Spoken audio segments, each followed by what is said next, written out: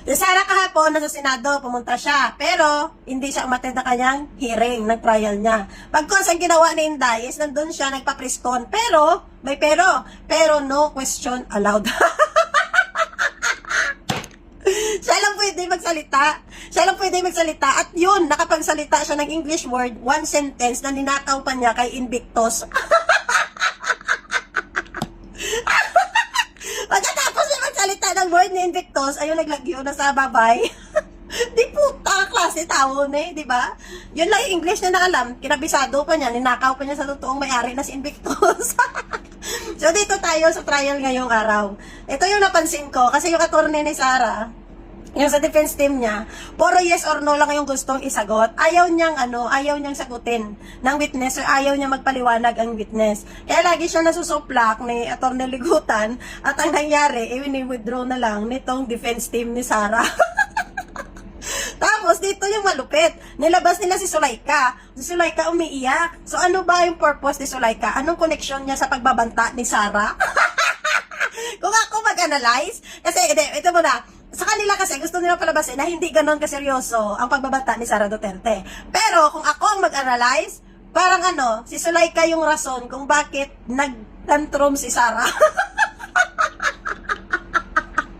Si Sulaika ang rason kung bakit nagalit si Sara at uminit ang ulo ni Sara at nakapagsalita siya ng ganyan kasama. So ano bang relasyon ni Sulaika kay Sara? Ayos ka! Para gusto ko nang maniwala sa chismis talaga. Diba? So, ganun siguro talaga pag napamahal na ang isang tao sa'yo. I mean, pag napamahal na yung staff sa'yo. Pag napamahal na yung staff sa'yo, syempre magiging mapiktuhan ka pag nasaktan siya. Ganun ba yun? Mapiktuhan ka pag umiiyak siya. Masasaktan ka pag umiiyak siya. Magtatantrums ka pag umiiyak siya. Ganun ba talaga ka, Ganun ba talaga pag mahal mo na ang staff mo? I mean, pag napamahal, bilang boss, you're the boss, staff siya. So, baka napamahal na talaga sa kanya si Sulaika bilang staff, di ba? Kasi, ang nilalabas kasi nila is hindi ganun kaseryoso. Si Sarah, sa kanya binitawang salita against PBBM sa pagbabanta niya. And then, ang daming hanash ng mga, ni Sarah, defense team, kung saan gusto nila i-technical lahat. I-technical lahat! Diyos ko, lahat po ng tao sa mundo nakapanood na po ng video nila ni Sarah na nag-uusap sila. Narinig na po namin yung pagbabanta nila. At tapos ito si Tulpo din, sabi niya, AI ba yun? Saya nga sabi ng NBI, wala pong ganun kahaba na AI.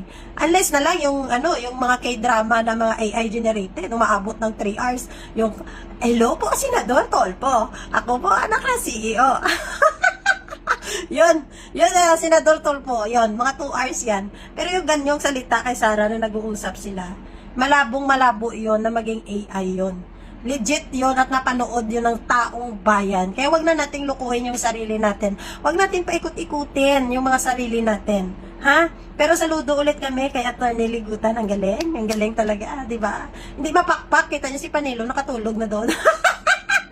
Si Panilo sa sobrang boring ng kwento, nagko-cross-examine na defense team ni Sarah, si Panilo natulog na si kilid.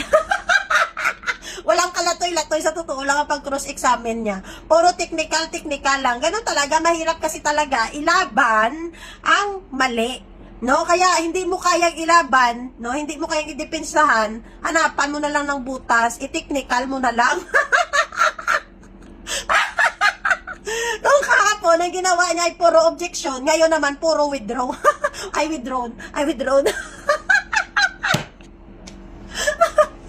di puta! Diba? Kung hindi withdraw, sasabihin niya, answer yes or no. Only yes or no. Eh di wow. Wala na explanation na mangyayari, yes or no lang ang gusto ni attorney. O diba?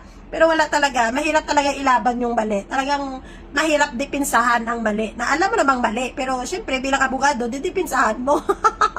Pero ang hirap talaga niyang gawin, ha. Ang hirap po ng ginagawa ng defense team ni Sarah. Alam naman nila yan na mali talaga si Sarah. Pero dahil sa yan ang trabaho nila, kailangan nilang ilaban kahit mali. Eh sabi sa inyo, yung attorney yung pinakasinungaling na trabaho eh.